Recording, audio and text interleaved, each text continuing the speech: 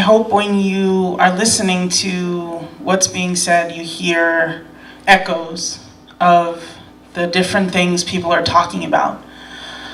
One of the things that the powers that be do is to try to silo us into different issues and different communities, and to say, well, if you're a member of this group, you only care about this thing, and this is the thing you organize around. And if you're a member of this group, you organize around this. And we're disrupting all of that in the Poor People's Campaign, because none of us are single issue people. We don't live single issue lives. We're all impacted by all of it.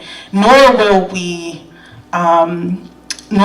follow them when they tell us that you can only get this much, or start with this, or only worry about this thing. We're not doing that. We're putting it all on the table. We're saying we need all of it.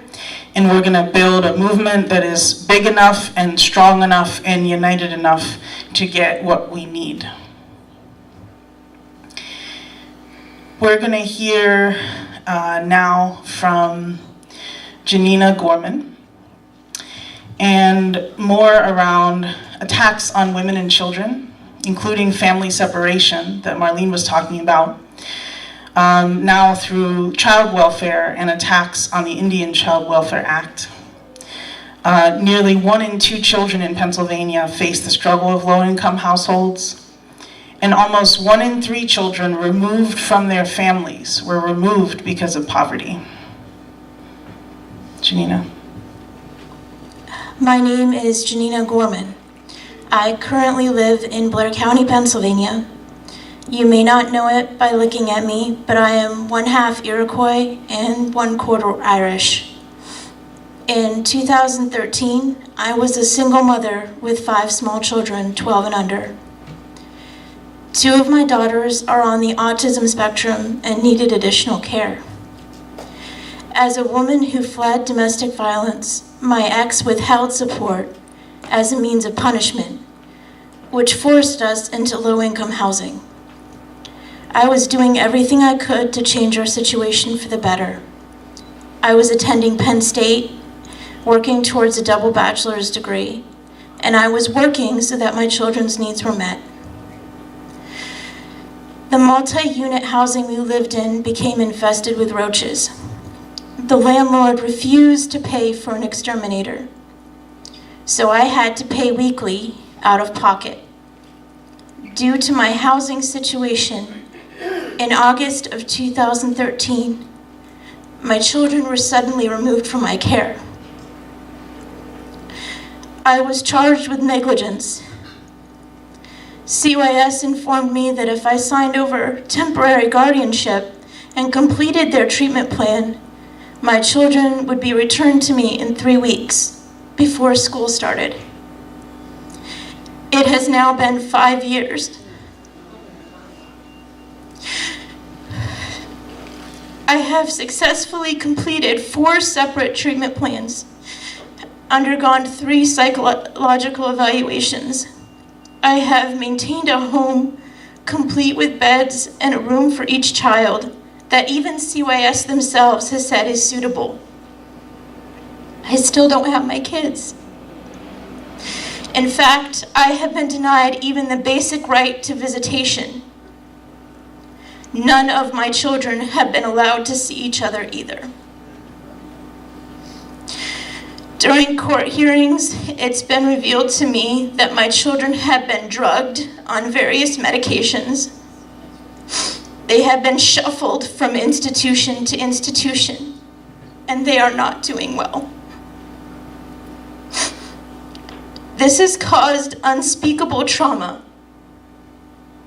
Studies show that children are almost always better off and have better long-term outcomes when they're with their mothers than in foster care or in adoptive care. And that nationally, 1 in 3 former foster children reported abuse by an adult in foster care facilities. Non-white children are more likely to be taken from their homes, to stay in protective custody longer, and to never be returned to their parents or families. The court has refused to acknowledge my children's Native heritage and the protections granted to us by the Indian Child Welfare Act of 1978. This federal law acknowledged a deliberate government campaign to wrongfully remove Native children from their parents and to place them in white homes and institutions going back to the 19th century. To date, between 1/4 to 1/3 of all Native families have been forcibly separated. ICWA was created as a separate child welfare system, a major victory of the American Indian movement. Recently, ICWA has come under attack. It was struck down as unconstitutional by a federal judge in Texas. Tribes have appealed the ruling, but there is a danger that all laws protecting Native American sovereignty would be at risk. This country has a long and ugly history of forcibly separating families.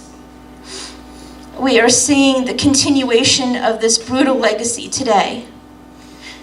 Immigrant families at our borders were indigenous to these lands long before colonization. Their free migration on this continent occurred for centuries before these borders ever existed. They are now threatened at the border by separation, mass incarceration, a prison industrial complex, and a child welfare industry that takes kids from their families.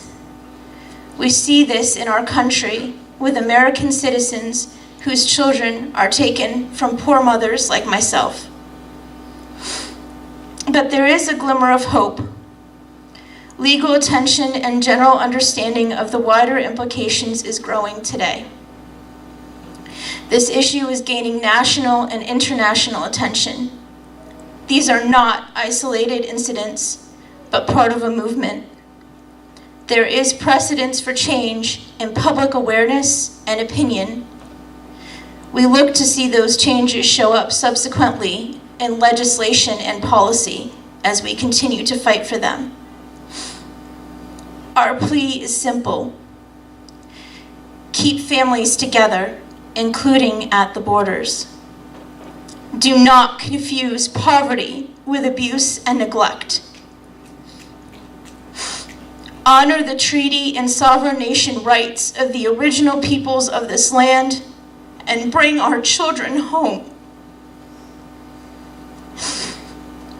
The Haudenosaunee have a saying: when we face difficult decisions, we must think of our children's children's children in all we do.